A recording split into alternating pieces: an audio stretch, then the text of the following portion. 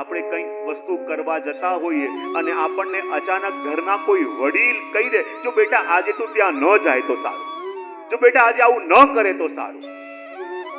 અને આપણને લાગે કે અચાનક બધું તૈયાર હતું ને અચાનક મને કેમ આમ ના પાડે છે. ત્યારે પ્રભુ કહે એ વસ્તુને બહુ લાઇટલી નહીં લેવી, કારણ કે જ્યારે જ્યારે પણ હું કોઈની સાથે સંવાદ કરતો હોઉં, પહેલો શાસ્ત્ર દ્વારા, બીજો ગુરુજનો યા વડીલ દ્વારા હું એ વાત એમને કહેવડાવું છું. પણ ઘણી વાર આપણે લાઇટલી લઈ લઈએ, ત્યાં જઈએ અને એટલા હેરાન થઈએ ત્યારે આપણને લાગે કે ઘરમાંથી નીકળતા હતા અને મારા દાદાએ કે મારા પિતાજીએ જે વસ્તુ કરવા માટે મને રોક્યો, અટક્યો, હું સમજી ન શક્યો, એ દેહ મારા પિતાનું હતું, પણ એનો ઉપયોગ કરીને મારી સાથે સંવાદ એ વખતે સ્વયં પ્રભુ કરી રહ્યા હતા. એ વસ્તુ આપણે સમજી શકતા નથી. ત્રીજી વસ્તુ કહી કે બતાવો પ્રભુ આપ સંવાદ કેવી રીતે કરો છો?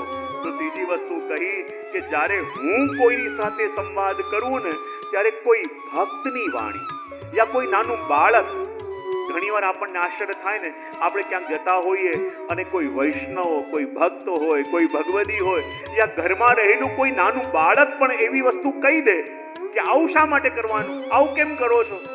અને આપણને એવી ટકોર લાગે કે આ બાળક આટલી મોટી વસ્તુ કેવી રીતે કરે છે અને આટલી મોટી વાત આ બાળકે કેમ કહી દીધી.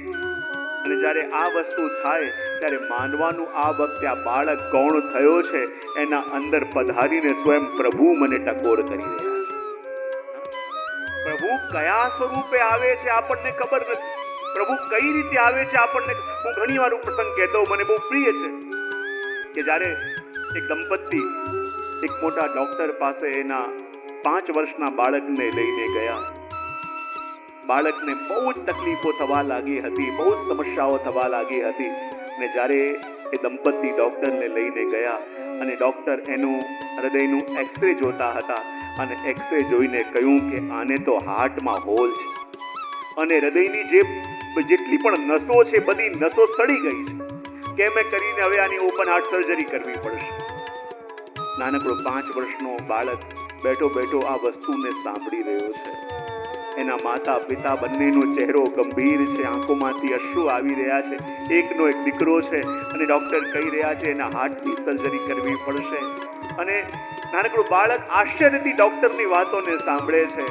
અને જ્યાં ડોક્ટરની વાત પૂરી થઈ, એના માતા પિતા કહે અમે ડેટ નક્કી કરીને કહીશું ક્યારે ઓપરેશન કરાવવાનું છે. અને જ્યારે બંને નીકળતા હતા, નાનકડો છોકરો આવ્યો ડોક્ટરની પાસે અને કહે ડોક્ટર સાહેબ આપ મારું હૃદયને ખોલશો. ડોક્ટરને આશ્ચર્ય થયું કે આ બાળક કેવી વાત કરે છે.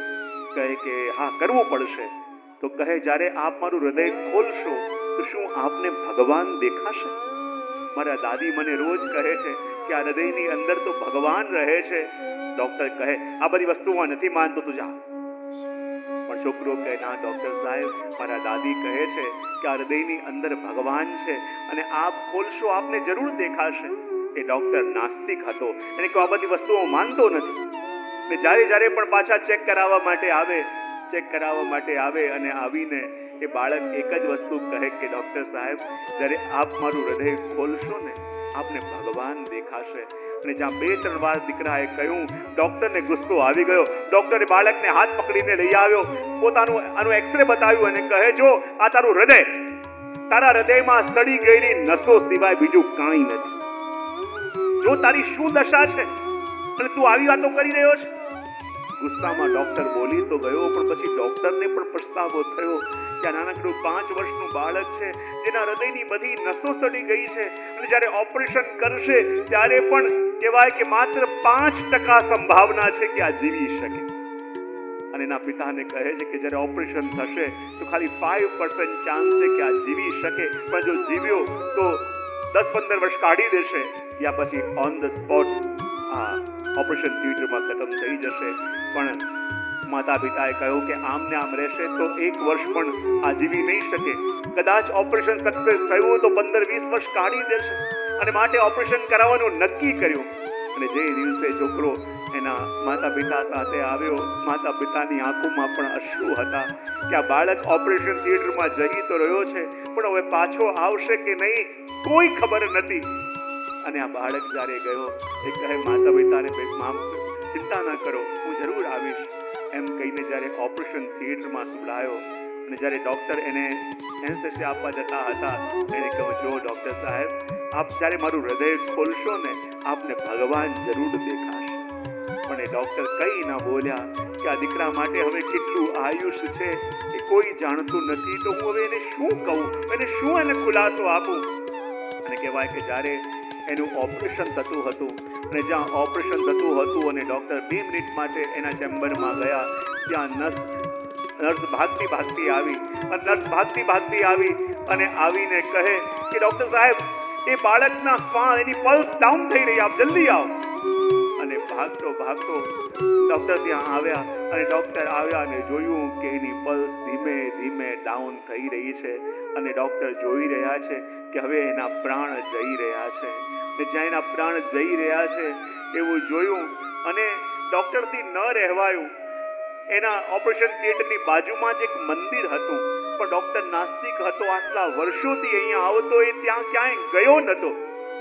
ભાગતો ડૉક્ટર એ મંદિરની અંદર ગયો અને ભગવાનની પાસે જઈને ધ્રુસકે રડવા લાગ્યો કે પ્રભુ, હું તો આપને માનતો નથી, પણ નાનકડા છોકરાની કેટલી આસ્થા આપના સ્વરૂપમાં છે.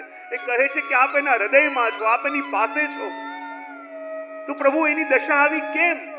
એ તો આપના અંદર આટલો પ્રેમ રાખે છે. પ્રભુ, આ તડપીને હું આંખોથી જોઈ રહ્યો છું કે એના પ્રાણ જઈ રહ્યા છે, હવે બચવાનું નથી, તો પ્રભુ એની સાથે આવું કેમ? અને ધ્રુસકે ડૉક્ટર રડવા લાગ્યો. અને જ્યાં રડવા લાગ્યો ત્યાં એને એક પ્રકાશ જેવું દેખાયું. અને જ્યાં પ્રકાશ જેવું દેખાયું, ડૉક્ટર ચોંક્યો અને કહે, આપ કોણ છો? બોલે, હું એ જ છું કે જેની પાસે તું રડવા માટે આવ્યો છે. એ કહે કે શું આપ ભગવાન છો? બોલે, હા. તો કહે કે પ્રભુ, યદિ આપ ભગવાન છો તો પ્રભુ, એ નાનકડું બાળક હજી તો 5 વર્ષનું છે, એને જીવન જીવ્યું નથી, એને તો આ જગતના સુખ જોયા નથી, અને પ્રભુ યદિ આપના માટે એટલો પ્રેમ રાખે છે અને પ્રભુ એ આ જગત છોડીને જઈ રહ્યો છે, પ્રભુ એની હાલત આવી કેમ? ત્યારે ભગવાન કહે, એ તો મારો ફરિશ્તો છે, અને જો એ જે કાર્ય કરવા માટે આવ્યો હતો, હવે એ કાર્ય કરીને એ સદા માટે એની આ પીડામાંથી મુક્ત થઈને મારા ખોળામાં સૂવા માટે આવી રહ્યો છે. એ કહે કે આ તો નાનો બાળકને કંઈ કાર્ય નહોતું તો શા માટે જગતમાં મોકલ્યો? એ કહે, એ તો મારો ફરિશ્તો છે, અને મારા ફરિશ્તાઓને હું એટલા માટે મોકલતો હોઉં કે એનો 2 ઘડી પણ કોઈ સંગ કરે તો એના હૃદયમાં પણ મારા માટે પ્રેમ જાગી જાય. જો 2 ઘડી તારો સંગ થયો અને જો આજે તું મારી સામે બેઠેલો છે. અને ડૉક્ટર ધ્રુસકે રડ્યો. અને એ જ વખતે નર્સ આવી અને કહેવા લાગી, ડૉક્ટર સાહેબ, હવે એ છોકરો પોતાના પ્રાણ ત્યજી રહ્યો છે. ભાગતા ડૉક્ટર આવ્યા અને જ્યાં પલ્સ બિલકુલ ડાઉન થવાની તૈયારીમાં હતી અને એ ઘડી અચાનક બાળકની આંખો ખુલી અને જ્યારે બાળક કંઈ કહેતો હોય, કંઈ કહેવા માંગતો હોય એવું લાગ્યું. જ્યારે બાળક કંઈ કહેવા માંગી રહ્યો છે એવું લાગ્યું ત્યારે ડૉક્ટરે કહ્યું કે નર્સ, જલ્દી એના મુખમાંથી માસ્ક હટાવો, આ ઓક્સિજન માસ્ક હટાવો, એ કંઈક કહેવા માંગે છે. એમ એની પાસે સમય નથી, તો એ શું કહે છે? અને જ્યાં કહેવા માંગતો હતો અને મોઢામાંથી માસ્ક હટાવ્યું ત્યારે બાળકે એટલું જ કહ્યું, ડૉક્ટર સાહેબ, જ્યારે મારું હૃદય આપે ખોલ્યું તો શું આપને ભગવાન દેખાયા હતા? અને ડૉક્ટરે એના આંખોમાં હાથ મૂકીને કહ્યું, હા બેટા, જ્યારે તારું હૃદય ખોલ્યું અને આજે તારી કૃપાથી મને પણ ભગવાનના દર્શન થઈ ગયા. ત્યારે છોકરાએ કહ્યું, ડૉક્ટર સાહેબ, હું જાણતો હતો કે જ્યારે મારું હૃદય આપ ખોલશો આપને ભગવાન જરૂર દેખાશે. અને આ બાળકના એક વાક્યને લઈને એ ડૉક્ટરનું આખું જીવન બદલાયું અને પ્રભુનો પરમ ભક્ત બન્યો. તો ક્યારે ભગવાન જીવની સાથે સંવાદ કરે છે એ આપણને ખબર નથી હોતી. કયા સ્વરૂપે આવીને પ્રભુ આપણા હૃદયને ઝગઝોડી જાય છે એ આપણને ખબર નથી હોતી. અને એટલે ભગવાન કહે કે જ્યારે હું મારા ભક્તો સાથે સંવાદ કરું, બીજો પ્રકાર કોઈ વૈષ્ણવ દ્વારા, કોઈ ભક્ત દ્વારા કે કોઈ બાળક દ્વારા પણ હું વાત કરું છું. ચોથો પ્રકાર બતાવ્યો કે જ્યારે પણ હું મારા ભક્તોની સાથે વાત કરું ને, તો ચોથો પ્રકાર સંગીતનો પણ છે.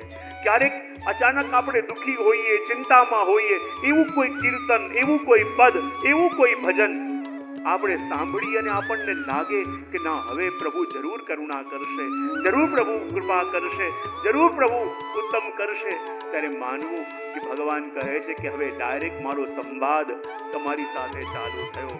આગળ કહે કે ઘણીવાર પ્રભુ કહે કે હું કોઈની સાથે વાત કરું છું તો જીવનમાં આવેલી પરિસ્થિતિ દ્વારા પણ સંવાદ કરું છું. ઘણીવાર જીવનમાં વિકટ પરિસ્થિતિ આવી જાય ને આપણને લાગે કે આવું કેમ થઈ રહ્યું છે, આવું શું થઈ રહ્યું છે. જ્યારે પરિસ્થિતિ ખોટી આવે, પરિસ્થિતિ ખરાબ આવે ને ત્યારે માણસને ખબર પડે કે મારું કોણ છે અને મારી સાથે ખાલી ઊભા રહેવા વાળા કોણ છે. એ માણસને બહુ સારી રીતે સમજાય ને પરિસ્થિતિ દ્વારા પણ ભગવાન કહે કે હું સંવાદ કરું છું.